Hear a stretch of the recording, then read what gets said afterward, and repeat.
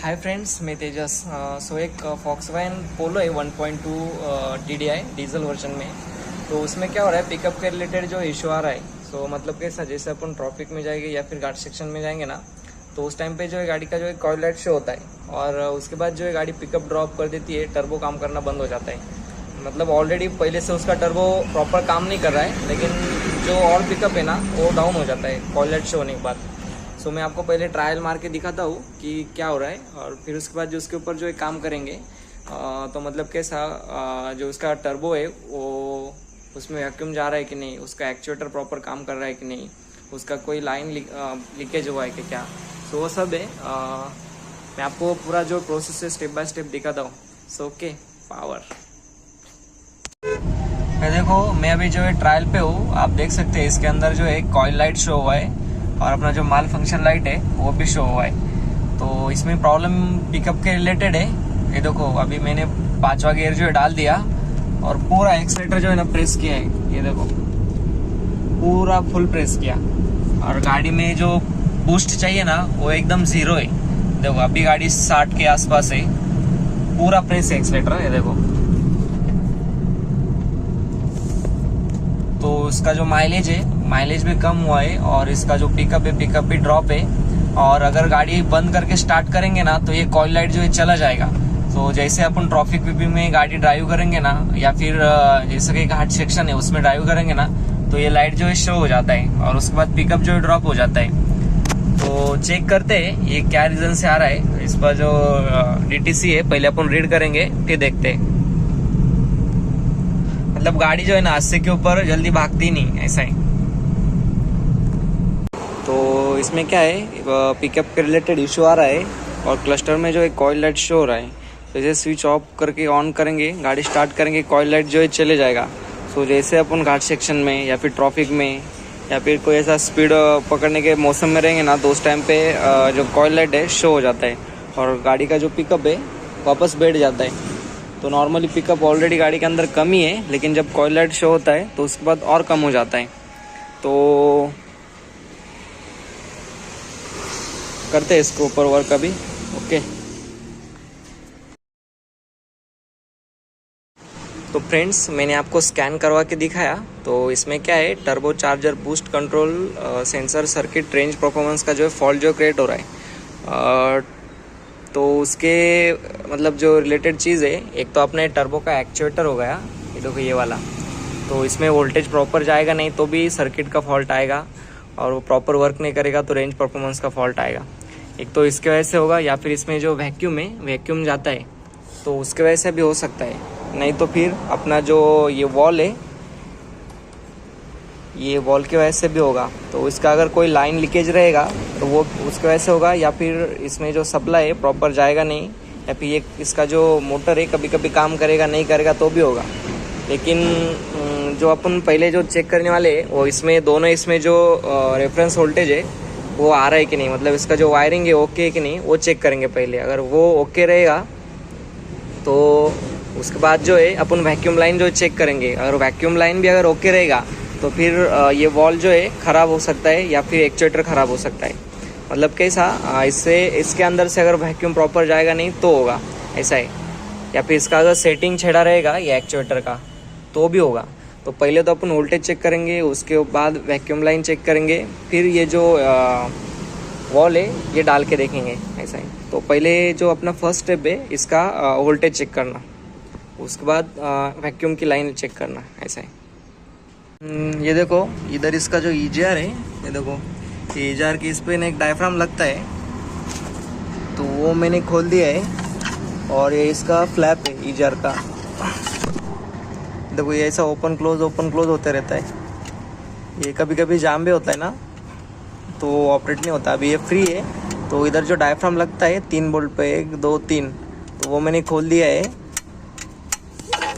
तो वो क्या है, लीकेज हुआ है, मैं आपको दिखाता हूँ। ये खुद, ये देखो ये वाला, तो चेक करवा के दिखाता हूँ मैं आपको इसको।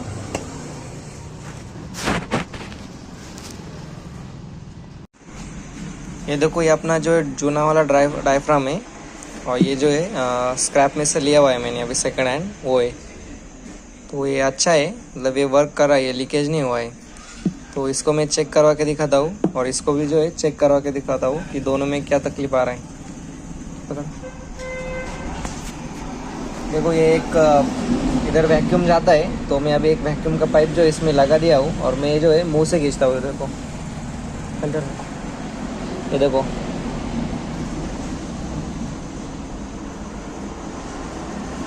इसको मैं खींच रहा हूँ ना तो ये वर्क नहीं कर रहा है। पूर्ण दाखव। इसको मैं खींच रहा हूँ ना तो ये वर्क नहीं कर रहा है। तो अभी सेम मैं वैक्यूम का पाइप दूसरे में लगाता हूँ और ये देखो वर्क करेगा।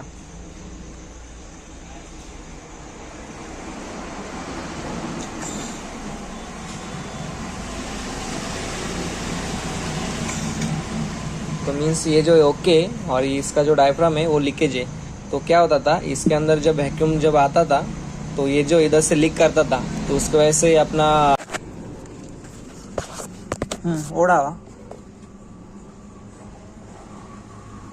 ये देखो ये फ्लैप जो है ना, पहले सॉरी ये जो डायफ्राम है ना, तो पहले क्या है लीकेज था, तो ये छोड़ा रिलीज कर। देखो ये जो एक्चुएटर है EGR का, ये भी ऑपरेट नहीं हो रहा था, तो अभी जो है अपन ने ये रिप्लेस कर दिया है।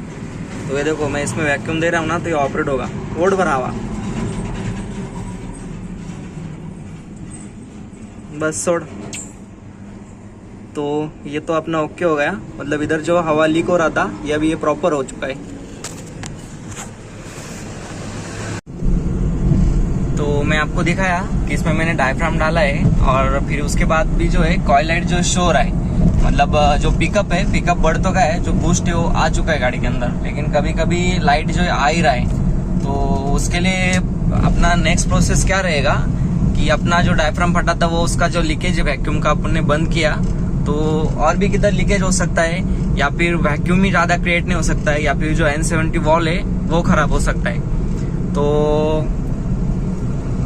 अपना दूसरा एक स्टेप ऐसा है कि जब इसका ब्रेक पैडल सेकंड करते हैं, सेकंड टाइम ब्रेक पंप करते हैं, तो उस टाइम पे गाड़ी रुकना चाहिए। देखो मैंने अभी पहला ब्रेक दबाया, फिर दूसरे पे मैंने पूरा दबाया गाड़ी, फिर भी गाड़ी रुका नहीं, अब भी जाके रुका गाड़ी।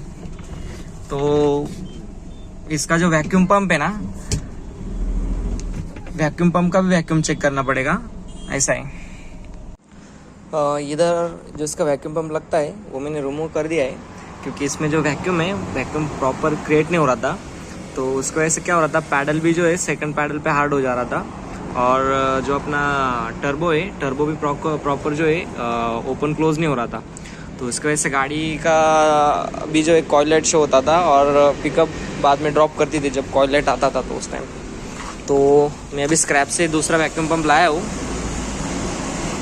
ये देखो पंप मैंने इंस्टॉल कर दिया है, ये 2 बोल्ट और ये 2 बोल्ट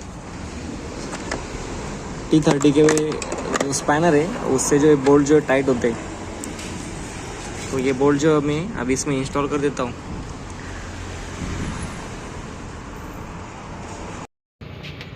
फ्रेंड्स, मैंने इसके अंदर जो वैक्यूम पंप है वो इंस्टॉल किया है, तो उसका जो एक्चुएटर है वो कैसे वर्क करता है वो मैं आपको दिखाता हूँ।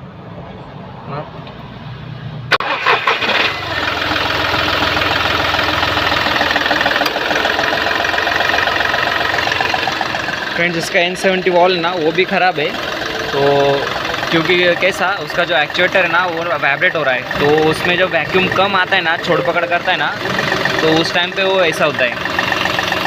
तो देखो इसका जो मेजर वैल्यू है वो भी देखो up and down up and down up and down हो रहा है, जो कि इतना अप एंड डाउन नहीं होता है, ऐसा है। ये कम ज़्यादा क्यों हो रहा है, क्योंकि इसका जो एक्चुएटर का जो सेटिंग है वो ऊपर नीचे ऐसा वाइब्रेट हो रहा है ना, तो उसकी वजह से इसका जो वैल्यू है ये देखो ये भी कम ज़्यादा होता है। हल्का थोड़ा बहुत होते रहता है, लेकिन ये देखो 1.2 2.1 ऐसा डायरेक्ट इतना अप डाउन होता है।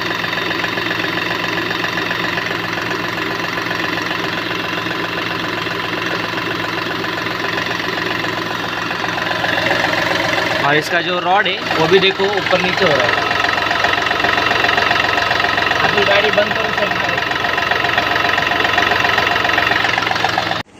तो ये देखो ये इसका जूना वाला N70 वॉल है, और ये इसका जो नया वाला है ये भी ओरिजिनल है VW का। ये देखो, तो ये जो है अभी अपन जो रिप्लेस कर देंगे, तो मैं आपको बताया कि इसका वैक्यूम पंप डालने के बाद इसका एक्चुएटर जो है कैसे नाच रहा था, और उसका जो वैल्यू है इसका एक्चुएटर का टर्बो के, तो वो भी अप एंड डाउन हो रहा था, वो स्टेबल नहीं था, क्योंकि इसके अंदर भी डायफ्राम आते हैं, इसके अंदर भी वॉल आता है, मोटर आता है, तो वो जो है ना प्रॉपर वर्क नहीं कर रहा था, तो उसकी वजह से उसका जो सेटिंग है अप डाउन हो रहा था। तो अभी मैं ये नया लेके आया हूँ, तो ये जो है अभी मैं इसमें इंस्टॉल कर देता हूँ। तो ये पूरा वन वे वॉल के साथ आता है। ये देखो ये वॉल भी जो है ना मेन रहता है, ये वन साइड ऑपरेट होता है ऐसा ही। तो अभी पूरा एक कंप्लीट असेंबली है, मैं इसमें जो इंस्टॉल कर देता हूँ। तो स्विच ऑन कर। तो उसमें कैसा उसका जो रीडिंग है अप डाउन हो रहा था जब गाड़ी स्टार्ट था। तो मैं इसका रीडिंग चेक करवा के दिखाता हूँ आपको। और ये जो रॉड है ना वो भी वाइब्रेट नहीं होगा, उसका जो एडजस्टर है वो मार्सेल।